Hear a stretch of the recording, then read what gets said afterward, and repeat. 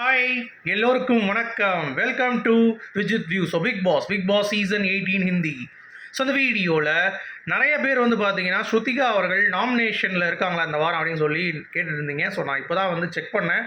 அது வந்து ஒரு ட்விஸ்ட் வந்து பண்ணிட்டார் பிக் பாஸ். அது என்ன அப்படிங்கிறத பற்றி பார்க்க போகிறோம். ஸோ ஸ்ருதிகாவை காப்பாற்றிய பிக் பாஸ் அப்படின்ற தலைப்பில் தான் பார்க்க போகிறோம். அது மட்டும் இல்லாமல் ஸ்ருதிகாவை சல்மான் கான் எபிசோடில் ஒரு டோனு, மிச்ச எல்லா எபிசோட்லேயும் ஒரு டோனுங்கிற விமர்சிக்கிறவங்களுக்கு என்ன பதில், அதையும் பார்ப்போம். அடுத்து ராஜத் மட்டும் நல்லா பயங்கரமாக கத்துறான்.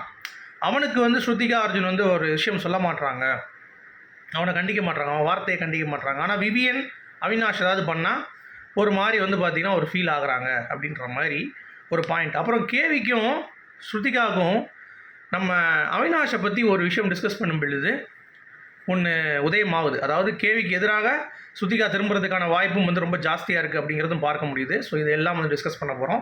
ஸோ வீடியோக்குள்ளே போகிறதுக்கு முன்னாடி நம்ம சேனல் நீங்கள் புதுசாக இருந்தீங்கன்னா கண்டிப்பாக சப்ஸ்கிரைப் பண்ணிக்கோங்க, வீடியோ மறக்காமல் ஒரு லைக் பண்ணிக்கோங்க. இப்போ நம்ம வீடியோக்குள்ளே போகலாம். ஸோ ஸ்ருதிகா அர்ஜுன் பொறுத்த வரைக்கும் வந்து பார்த்தீங்கன்னா பெட் இஷ்யூவில், அதாவது பெட்டு வந்து சரிசமமாக எல்லாத்துக்கும் கொடுக்கப்படுது. அது வந்து ஹியூமானிட்டியின் அடிப்படையில், சானிட்டியின் அடிப்படையில் வந்து பார்த்திங்கன்னா ஸ்ருதிகா அவர்கள் ரொம்ப அருமையாக போய் நம்ம டிகி விஜய் கிட்டே வந்து பேசுகிறாங்க. ஏன்னா அவர் தான் வந்து அலாட் பண்ணுறாப்புல. ஸோ அப்படி இருக்கும் பொழுது ராஜத்துக்காக அங்கே வந்து பேசுகிறாங்க. ஸோ அவினாஷும் விவியனும் பயங்கரமாக வந்து ஒரு பேட்டர்னில் விளையாடுறாங்க கேமு. ஸோ அவங்களுக்குலாம் வந்து பார்த்திங்கன்னா படுக்கிறதுக்கெலாம் ஒரு குறிப்பிட்டது தான் கொடுக்க முடியும். அப்படிங்கிறப்ப ராஜத்துக்கு எதிராக, அதாவது ராஜத் வந்து அந்த மாதிரி சொன்னார் அவினாஷ்லாம் இது பண்ணக்கூடாது அப்படின்ட்டு. அப்போ ஸ்ருதிகா தான் வந்து வாய்ஸ் அவுட் பண்ணாங்க, இந்த மாதிரி கண்டிப்பாக வந்து வேணும், அது வந்து பேசிக் ஒரு ஹியூமனிட்டி அடிப்படையில் பெட்டு வந்து கண்டிப்பாக ப்ரொவைட் பண்ணுங்கன்னு சொல்லிட்டு நின்னாங்க அந்த இடத்துல அவினாஷ்காக.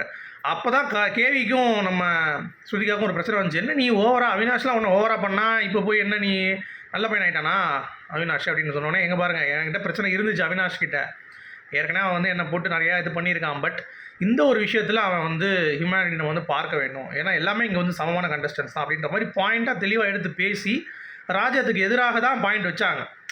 பட் ஏன் அதை என்ஜாய் பண்ணாங்கன்னா ராஜத் பேசுகிறத விவியனை போட்டு அவன் வந்து கழுவி ஊற்றுனான். விவியனுக்கு இவங்களுக்கும் வந்து பார்த்தீங்கன்னா ஏற்கனவே வாய்க்கா தகராறு இருக்குது ஸ்ருதிகாவுக்கும். அப்போ என்ன பண்ணுறான் விவியன் வந்து பார்த்தீங்கன்னா போட்டு வெளுத்து வாங்குறான் ராஜத்.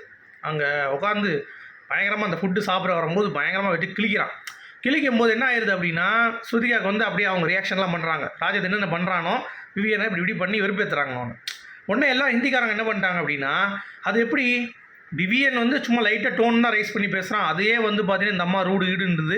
இங்கே ராஜத் வந்து காட்டு பண்ணி மாதிரி கத்திக்கிட்டு இருக்கான், இவனை ஏன் அந்த அம்மா வந்து எதுவும் சொல்ல மாட்டேது அப்படின்ற மாதிரி இந்திய அரசியர்கள் கேள்வி எழுப்புறாங்க. நியாயமான கேள்வி தான், அதில் எந்த ஒரு மாற்று கருத்தும் இல்லை. ஸ்ருதிகா அந்த வார்த்தையை கண்டித்திருக்க வேண்டும், அந்த வார்த்தை பேசும்பொழுது அமைதியாக இருந்திருக்க வேண்டும். ஏன்னா மனிதர்கள் என்பது தவறு பண்ணுவது இயல்பு தான்.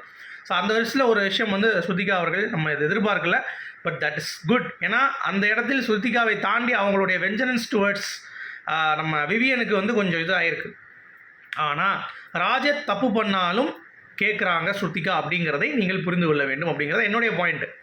ஸ்ருதிகாவுடைய கேம் வந்து ஸ்ட்ராங்காக தான் இருக்குது, பட் எல்லா இடத்துலையும் சரிசமமாக இருக்கணும் அப்படிங்கிறது பாயிண்ட். ஸோ ராஜத் பேசும்போது அந்த இடத்துல வந்து ஸ்ருதிகா வந்து பாவா அங்கு காட்டாமல், அதாவது பாசா அங்கு காட்டாமல் அந்த இடத்திலும் கேள்வி எழுப்பியிருந்தாங்கன்னா ஹிந்தி ஆடியன்ஸுக்கு அந்த ஒரு டவுட் வந்திருக்காரு. ஏன்னா அதை தான் பார்க்குறேன். அப்புறம் சல்மான் கான் கிட்ட வந்து இனிமையாக பேசுகிறாங்க, வீக் டேஸ் எல்லாமே வந்து கரகரன் இருக்குது அப்படின்ற மாதிரிலாம் வந்து பேசுகிறது. அது கேம் ஆடணும்டா, வீக்கெண்ட்லேயும் சிரிச்சுக்கிட்டே பேசி வீக் டேவும் சிரிச்சுக்கிட்டே பேசினா அப்புறம் எப்படி வந்து நம்ம கேம் ஆட முடியும் அப்படின்ற ஒரு கேள்வி இருக்குல்ல, அது ஒன்று. அடுத்து இன்னொரு முக்கியமான பாயிண்ட்டு, நாமினேஷன் இருக்காங்களான்னு கேட்டிங்கன்னா இல்லை. ஸோ ஸ்ருதிகா சேவ்டு அப்படிங்கிறது தான். விவியன் என்ன பண்ணுறான், டைம் கார்டாக இருக்கோடனே அவனுக்கு ஒரு 8 பேர் நாமினேஷன் பவர் கொடுத்தவொடனே அவன் எல்லா கேங்கையும் விட்டுட்டு, அவனோட கேங்கை விட்டுட்டு எல்லாத்தையும் நாமினேட் பண்ணிட்டான். பிக் பாஸ் உடனே ஒரு ட்விஸ்டர், அது எப்படா நீ பாட்டு வந்து இது பண்ணுறியா அப்படின்னு சொல்லிட்டு டக்குன்னு வந்து பார்த்தீங்கன்னா ஒரு 8 பேர் இல்லை 4 பேரை காப்பாற்றலான்னு உடனே ஸ்ருதிகா அர்ஜுன்லாம் வந்து காப்பாற்றிடுறாங்க. ஷில்பாலாம் வந்து காப்பாற்றப்பட்டிருக்காங்க. ஷில்பா நாமினேட் பண்ணல, அவன் சொல்கிறேன் சொல்லிட்டா ஏற்கனவே வந்து இது பண்ணிட்டாங்க. பட் இந்த 4 பேரில் ஸ்ருதிகா காப்பாற்றப்படுறாங்க. ஸோ யார் யார் உள்ளே வந்திருக்காங்க அப்படின்னு பார்த்தீங்கன்னா சகத் வந்திருக்காங்க, அப்புறம் அர்ஃபீன் கானு, இந்த மாதிரி சில பேர் வந்து வந்திருக்காங்க அப்படிங்கிறது பார்க்க முடியுது. அடுத்து டைம் கார்டு டாஸ்க்கு, ஸ்ருதிகா வெறியாட்டம், சும்மா அப்படியே வந்து பிடுங்க வர விவியனை களிமண்ணை எடுத்து அப்படியே வச்சு அதை ஹோல்டு பண்ணி சும்மா பயங்கரம் பண்ண ஒரு களிமண்ணை வந்து நீங்கள் சேவ் பண்ணணும், சரியா? அதில் வந்து டீம் பி கேவி டீம் வந்து வின் பண்ணிட்டாங்க அப்படிங்கிறது பார்க்க முடியும். ஸோ நீங்கள் சொல்லுங்கள் என்ன நினைக்கிறீங்கன்ட்டு. மீண்டும் சந்திப்போம். Good bye.